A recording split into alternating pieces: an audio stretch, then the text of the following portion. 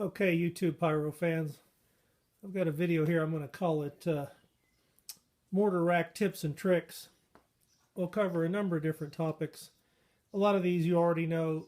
I may show a tip or two that one or two of you haven't seen or thought of before. First thing I'll say about this rack right off the bat, even though it's got mortar tubes in it and I've got a couple shells loaded up here, I would never use this rack to shoot shells, because it's just got one piece of plywood here as a side rail, and that's not how you build a shell rack. I actually use this rack for comets and mines, and it's got an open space here so I can get my E-match down there in that Dominator and Vulcan product that has an E-match port. So this isn't for shooting shells. If you're going to build a rack to shoot aerial shells, put a top rail and a bottom rail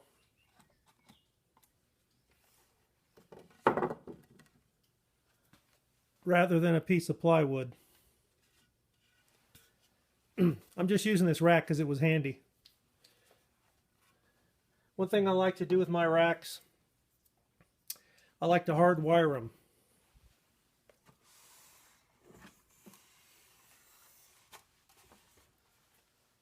I attach a speaker terminal there, and it's connected to 15 feet of wire, and the two ends have solder tinning on them, and I can plug those two ends into my module and then put this rack 15 feet out away from the module. On the inside there, I tied a knot in this wire so that when you pull it, the knot pulls up against the inside of this hole and it won't put any tension on the connection. I also put a piece of tape across the connection here to protect that connection from whatever corrosive fallout might come. And then out in the field, I'll put an end board across here to secure that. Usually I'll have 2 or 3 or 4 racks all fastened together with an end board. But this speaker terminal hardwiring, it's really handy. Lets you get your mortars way out away from the module.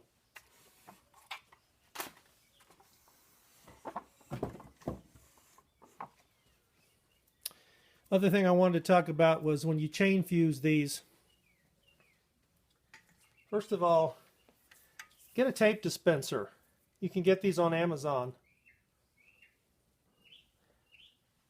It makes life so much easier and faster than standing there with a tape roll trying to pick off that free edge of tape. You'll work a lot faster if you get a tape dispenser. They also make a big one that's big enough for duct tape. You want one of those too.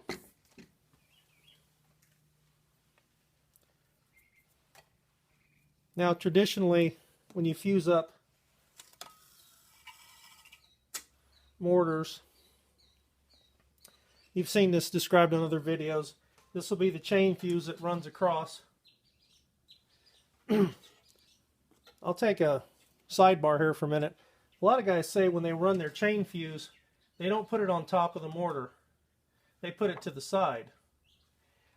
I put it on the top, and I don't mind doing that because my chain fuse burns faster than my leader fuse.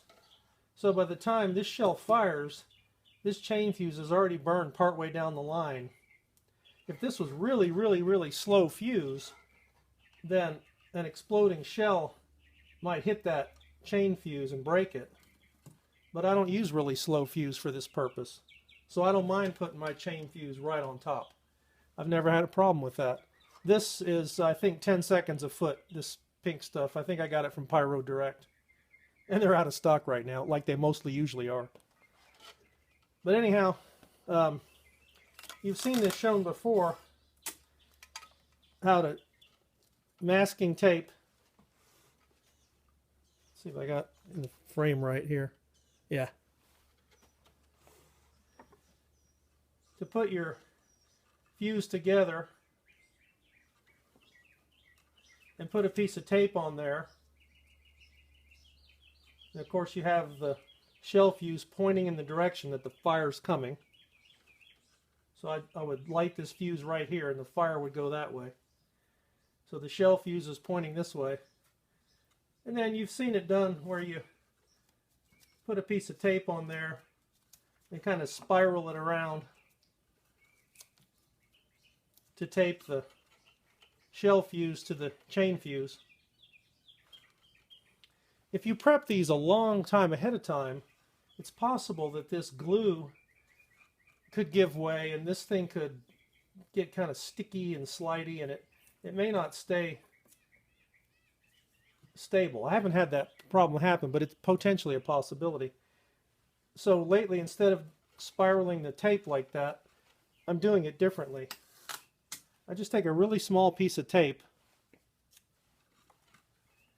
and get the shell fuse touching the chain fuse and just simply put that piece of tape on there and fold it in half so that the tape is sticking to itself instead of spiraling around. And when this masking tape, that's the sticky side right there, when you fold that over and get sticky to sticky, you can prep that months in advance and that's never going to come apart. That sticks forever. It's also faster to do your chain fuse this way. You just get a little piece of tape, line up your fuses, put that on there, fold it like a book so the tape sticks to itself, and that length of contact is more than enough to pass fire. It's quicker this way, and I think there's much less chance of that junction coming apart. I've used zip ties before. I don't use zip ties anymore. It leaves too much trash that I have to pick up. This works. It's fast. It's easier. It's faster than zip ties. It absolutely does not let go. That's a very effective way to chain fuse a rack. And it's a little quicker than spiraling. You do get a longer contact area here between the chain fuse and the shell fuse as opposed to this short little segment, but that's enough and that works. So that's a little modification of how to tape a chain fuse. I don't mind putting it on top. I never have a problem with that. Another trick I do, I get this really wide masking tape. It's wider than the average. It's wide enough, if I could pull it off. They don't make a dispenser for this big wide tape, by the way. But anyway, I use this wide tape and put it, if I can get it started here, I put it across the top of the mortars. It's wide enough to cover the complete diameter of the tube. I cover it all the way across all the tubes and even across the talent igniter on the end here. And that prevents fallout from lighting this up. That's just a thin piece of tape, but it does provide protection against fallout. And when I put this tape on there, I've never had one of these pre-fire from burning fallout or from a rack that's right next to it. You know, you got fire coming out of a tube that's only this far away from this tube. Put the masking tape across the tubes, and that is sufficient. I didn't do that in the past, and I had a pod of about 10 mortar racks, and I wanted one rack to go up in one queue, and the whole damn thing went up because I didn't have anything across the tops. No aluminum foil, no tape, nothing. But this wide tape, you have to look for it to get the wide stuff that'll actually cover all the way across.